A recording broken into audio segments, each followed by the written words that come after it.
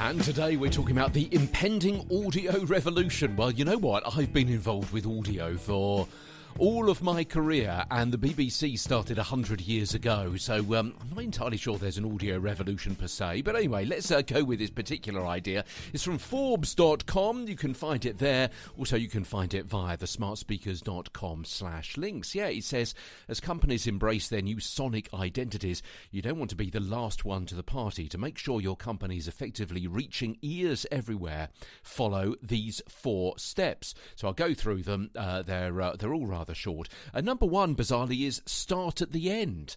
It kind of makes a bit more sense when I lead you through this. What do you want your listeners to come away with? Whether it's a call to action or a jingle, the end of your message can be more important than the beginning. The recency effect shows how humans remember endings more easily.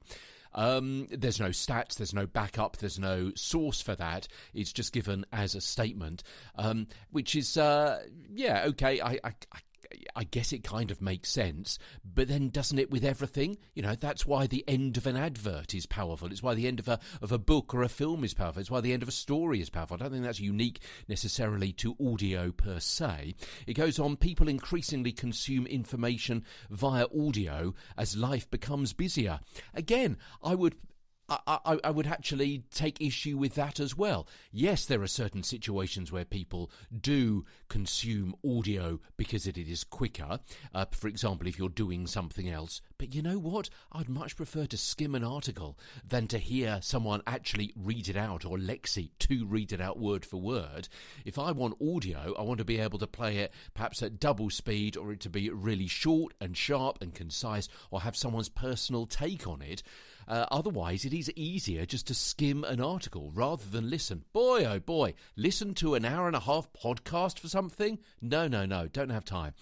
Expect that your listener is multitasking, such as commuting to work or cleaning up after dinner, and win their attention and differentiating your brand by putting your unique sound in a place they might not expect to find it. Not convincing so far. Let's look at number 2, 3 and 4 over the next few days. Read ahead of time, Forbes.com, or also via the smartspeakers.com/links. From London and on Twitter at TweeterStewart, I'm Peter Stewart. Part of the Briefcast.fm network.